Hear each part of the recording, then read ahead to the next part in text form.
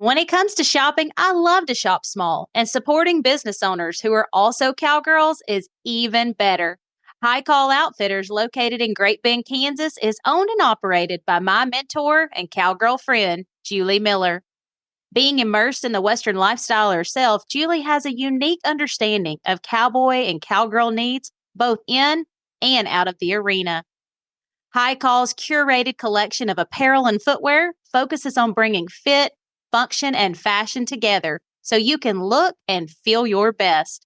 From corporate cowgirl looks that will have everyone in the office asking, "Where did you get your outfit?" to rodeo ready attire that equips you with extra confidence as you back in the box to every occasion in between. You're sure to find something special for everyone on your list at High Call Outfitters. Visit their website at highcalloutfitters.com or stop by their beautiful brick and mortar location if you're ever traveling through Great Bend, Kansas. Remember, friend, High Call has it all. Hey, y'all, and welcome. You're listening to the Cowgirl Confessions podcast. I'm your host, Dakota Dawn Johnson, small-town cowgirl with Southern roots, blazing a trail as a Midwest ranch wife, mama, and businesswoman. The mission of Cowgirl Confessions is to share the wonderfully wild and Western life stories of cowgirls from all walks of life. We'll talk about the highs, the lows, and everything in between when it comes to navigating careers, cowboys, kids, and cattle. Legendary cowgirl Dale Evans said it best. Cowgirl is a pioneer spirit, a special brand of American courage. The cowgirl faces life head-on, lives by her own lights, and makes no excuses. Cowgirls take stands. They speak up. They defend the things they hold dear. A cowgirl might be a rancher, a barrel racer, a bull rider, or an actress, but she's just as likely to be a checker at the local Winn-Dixie, a full-time mother, a banker, an attorney, or an astronaut. If you're into wet saddle blankets, talks with God, buckets full of laughter, and the life lessons learned in the process, kick off your boots and settle in. I pray these stories encourage, empower, and give you just the leg up you need. Here's to embracing the cowgirl state of mind, no matter how wild and Western life may get along the way. Hi there, friend. On this episode, I catch up with Angela Markley-Ragland.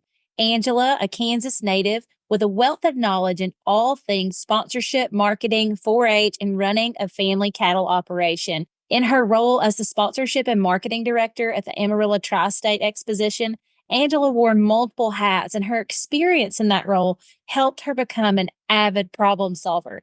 And if you know anything about me and some of my passions and being a cowgirl and having the cowgirl state of mind, you know that being a problem solver is just part of what we do. And so getting to visit with a lady who has lots of experience in that was such a treat. Angela is full of the cowgirl state of mind, right down to her business philosophy of, if you said you could do it, then you had better make it happen. So thanks for being here with us today, friend. And I know you're going to enjoy this episode with Angela. Let's get to it. Welcome to another episode of the Cowgirl Confessions podcast. Thank you for choosing to spend your time today with us, friend. Today's guest is an incredible lady that I've had the opportunity to connect with recently, and it's just amazing how God works. You know, when He brings people into your life when you never imagine it, and you just instantly click with them. And so today I'm happy to introduce to you Angela Markley-Ragland. Angela, welcome to the show. Thank you. So, Angela, let's kick this off by you telling us a little bit more about yourself and about your cowgirl roots. Sure. Well, I grew up on a farm here in southeast Kansas. I'm back here currently helping my dad. He has some health issues, and he and my sister and I have got the farm, and we're trying to keep it running at a steady pace. And so I had seen his health challenges coming several years ago, and so felt it was best for me to ease out of the role that I had had in Amarillo, because it is 9 hours from Amarillo to Mound City, Kansas. And it's just not one trip I can make quickly. So I eased out of my sponsorship role in October of 2022 at the Tri-State Fair and Rodeo, left my stepson in good hands. He's in charge there now. And I got him through 2 fairs, and I said, I'm going to be done, and you can handle it from here on out. And so he's got a great team there that he works with every day. And so here I am in Kansas and spending a little bit more time here than I thought I might be, but that's just due to my dad's limitations. Sure. Well, and tell us a little more, Angela, about your farming operation, with your dad and your sister, because, I grew up around horses and doing the rodeo thing, but I married into this ranch wife life. I didn't really know a whole lot about cattle, and I still don't know a whole lot about cattle in so many ways. So I think it's interesting now that I've been immersed and introduced to, different women like you that grew up in this farming and ranching lifestyle. There's a lot of different kind of variations of what farming and ranching means to people in different parts of the world. So I'd love for you to share more about kind of your roots, what that looked like growing up, and even how the operation maybe has evolved into what it is today. Sure. Well, my dad has farmed this land. We have land here in Lynn County, Kansas, that has been in our family for over 100 years. And so that's a pretty cool deal. Yeah. But we have around 1,100 acres of grass and farmland. And so the smaller scale there is the farmland. But we do still have cattle. We've got quite a bit of pasture and hay ground and timber to run our cattle in the wintertime so that they're out of the bad weather. But I grew up in 4-H here in Lynn County, and my parents divorced back in the 70s. And so my sister and I lived in Wichita with my mom. But we were back here every weekend, and we showed at the county fair, and we showed at the state and national level as far as the junior livestock show, the state fair, American Royal, some of those things.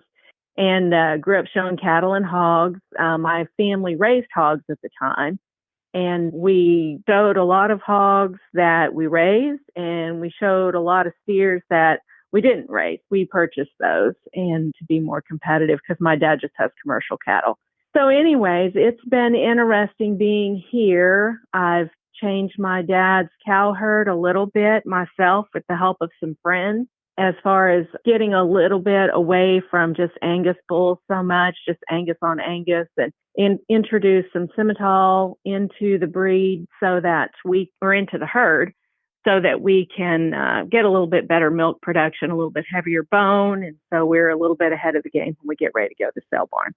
Nice. Well, thank you for sharing that. There's so many different ways to go about making a business and making a business work whenever it comes to farming and ranching. And I don't think there's any wrong way to do it. There's just a lot of different ways and figuring out what works best for you and your family. And you mentioned that, you participated in 4-H and showed cattle. What would you say, because that's it's a pretty big investment for people to get started. But then at the same time, do you think, now looking back, was that investment worth it, and the time and the energy and money? And what would you say to someone who's maybe sitting on the fence that doesn't come from this type of background, that maybe wants to get their kids involved in this lifestyle? Well, I'm also married to a county extension agent in the state of Texas. And so I'm going to have to go 4-H no matter whatever. But I would encourage everyone to get your kids in 4-H. You don't have to show cattle. You don't have to show hogs. There's plenty of other opportunities there. There's livestock judging. We have a big shooting sports program in Texas. Let's see, they have big home ec divisions that they do, because there's so many more state opportunities, I guess, in Texas that I'm aware of than I was in Kansas. I'm not saying Kansas doesn't have those as well. I just am not as familiar with those, even from growing up here. We just show. And like my stepson that I mentioned earlier, Brady, who runs the Tri-State Fairgrounds here in Amarillo, he won the state 4-H food show. Who would have thought, But he did. He baked pumpkin bread, and those judges are typically all women, and they like little boys that come in and talk about a food project. And so he did very well, though. He had worked on that very hard for years to come. But so I'm all about 4-H. My husband's all about 4-H, and you just cannot get your kids involved in a better program. I hear it, through what you're saying is like the skills that you're learning through 4-H along the way, they're going to carry on with you throughout the rest of your life. I mean, whether it's cooking or knowing how to speak to people in public, because you've stood there with a show steer, or whatever the case might be, like that experience you're gaining through 4-H truly can help you for the rest of your life.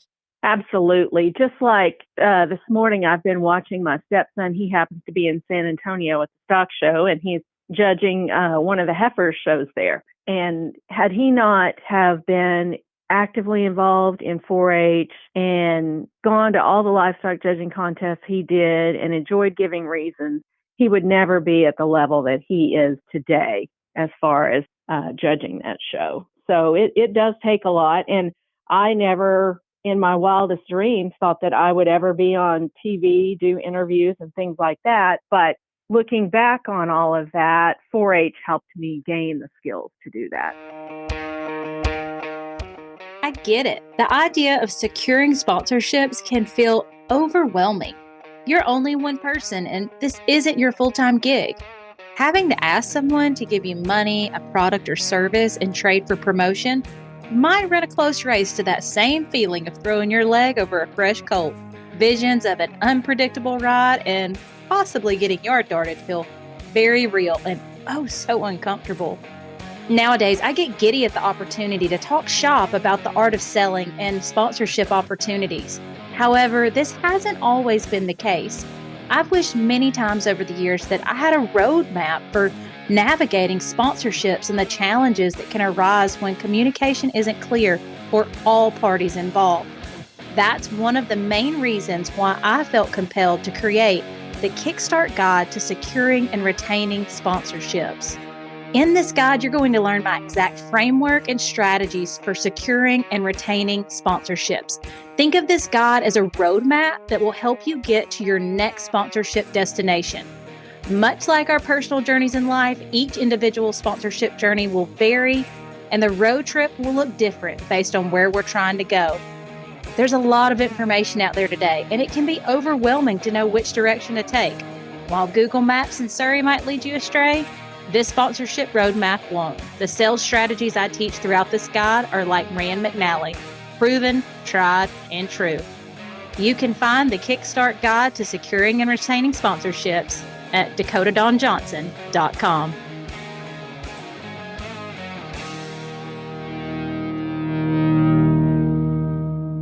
And that is a perfect segue into where I was wanting to go next, Angela. And that is you sharing more about that on-air experience and all the different things you did as the sponsorship and marketing director for the Amarillo Tri-State Exposition. Let's roll into that and share with us what that position entailed, because goodness, you were wearing a lot of hats doing that, but then also the backstory of how that opportunity came to be. Well, again, it's all about who you know. And a lot of those people I met through 4-H. And so when JD was county agent, we were in Floyd County and we were ready to make a move. And so Randall County, which is up south of Amarillo, it opened up. And so we moved there. We don't think much about it. I'm going to need to get a job. That's not a problem. And so a friend of mine, Virgil Bartlett, he called me and he was running the exposition at the time, the fairgrounds there in Amarillo. And I had known him for many years. I had helped him at his sheep shows back when they had the Golden Spread. And so he knew my personality. He certainly had known JD all of his life because JD had started as a county agent in Randall County eons ago. So he called me up and he said, hey, I've got a job opening here for sponsorship and marketing. Would you be interested? And I said, well, sure, I'll come visit with you about it. I don't know. I've never done anything like that. Now, I did have an advertising sales background. There are 2 junior livestock publications that I had worked for. One was the Showbox magazine in Crockett, Texas, and one was Purple Circle magazine, and they were based out of Brownwood, Texas.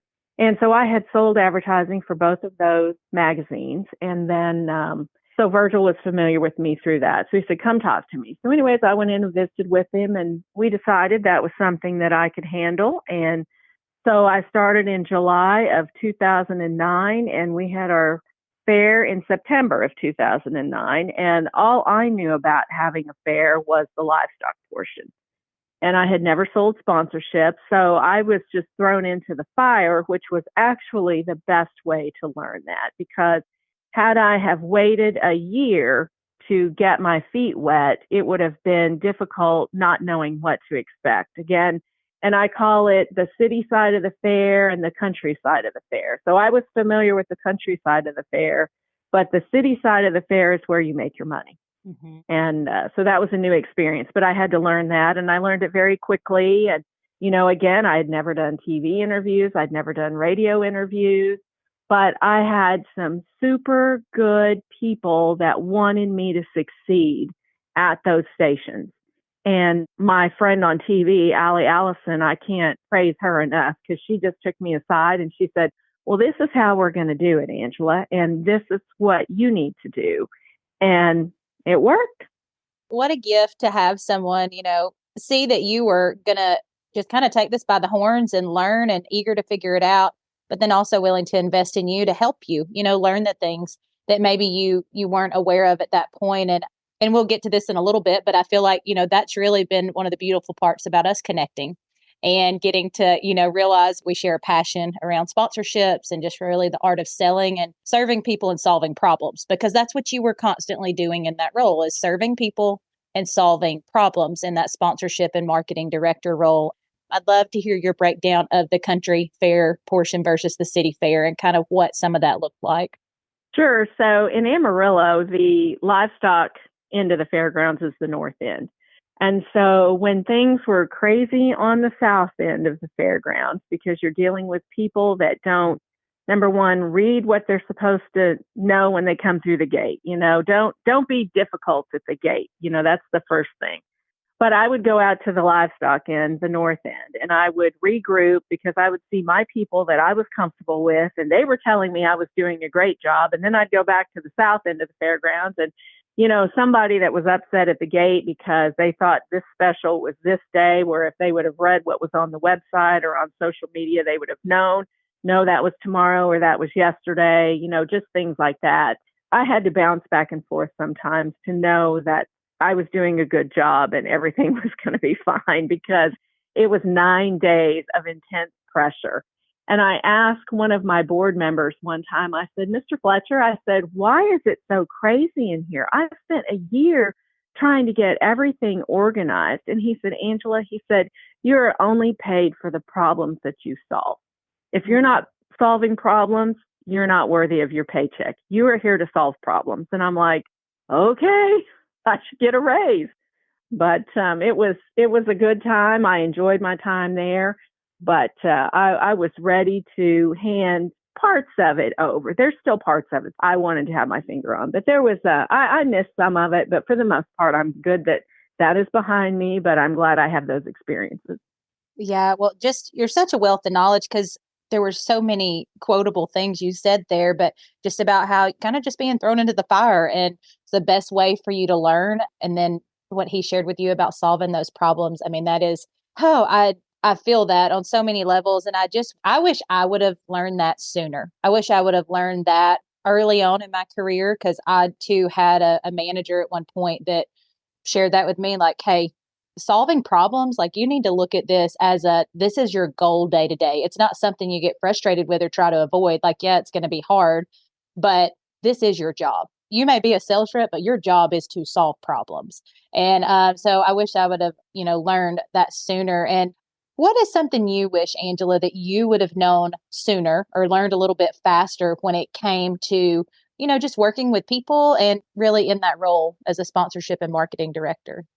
Well, patience is the key to working with people. And sometimes mine is just a little short. And when I've got 9 other things going on that I think are more important than this person that couldn't read what the special was for the day, I would say that patience is probably the one thing that I wish I'd had a little bit more of at times. But we got through it. It's just one of those things you just have to step back and know that the end of the day is going to be there, and you'll start over tomorrow and it'll be a successful day. Every day is successful. They're just always different levels of it. Oh, I love that. I love that. Well, one of the things that I think really drew me to you when we first met, which is just, it seems so random, but then it makes perfect sense. I mean, we met at a birthday party for a mutual friend, and I was like, how does my husband know, your dad and people that y'all work cattle with? But somehow I had never met you. And so it's just funny how all that came about. But one of the things that I immediately knew, I was like, this is a lady who is, you just exude self-confidence and in a great way. Like, you have this presence to where I was like, yeah, I want to know her more. I want to learn her story. And so, what are some of your best practices, Angela, for having that self-confidence, even when things maybe aren't going smooth? Well, I'd say number one, you have to do your research. It's just like with the sponsorship portion of it, you have to know who your audience is so that you're going to know who to market to and who to sell sponsorship to. And you just have to do your homework, and you have to know that the devil is in the details. No matter what you're doing, you have to be very detail oriented just to get through those things. That's great. And whenever you are not taking care of the family farm operation and not helping with stuff with your husband and your stepson, what are some things you like to do, Angela, that bring you joy? Well, I like to go to happy hour with my girlfriends. Oh, That's no what I like to shortage. do. Well, hey, we all That need is that what I time. like to do. And when I'm here in Kansas at my dad's, I had another neighbor, and he asked me, he said, Angela, he said, when you go out every day, do you just work all day long, or do you look around and see the beauty that the county offers in your dad's land? And I said, well, no, I just work. And he said, well, you need to stop. You need to stop and take a look around. So that is what I try and do more of every day. That is great advice there. Just a great outlook, to try to slow down and value, this season where you're at and the beauty around you. So thank you for sharing that. And Angela, as you know, this podcast is dedicated to sharing the cowgirl state of mind with women across the globe. You are a cowgirl through and through, immersed in the Western industry. And so I would love to know, in your own words, what does the cowgirl state of mind mean to you? It means being yourself and being at ease with everyone. Thank you so much. And I would love to know, for our listeners that maybe want to stay in contact with you or see what you've got going on, and hey, maybe connect for a happy hour with you. How can they get with you and follow along? Well, they can reach out to me through Facebook Messenger. It's probably the easiest way. And it's just Angela Markley with a hyphen and Ragland. Okay, perfect. Well, Angela, thank you again for your time today. I've really enjoyed getting to know more about you, your roots in agriculture, and your journey as a sponsorship and marketing director for the Amarillo Tri-State Exposition, and just what this next chapter looks like. I'm really excited for you to be back here in Kansas and just getting to enjoy the beauty of this chapter of life. Thank you.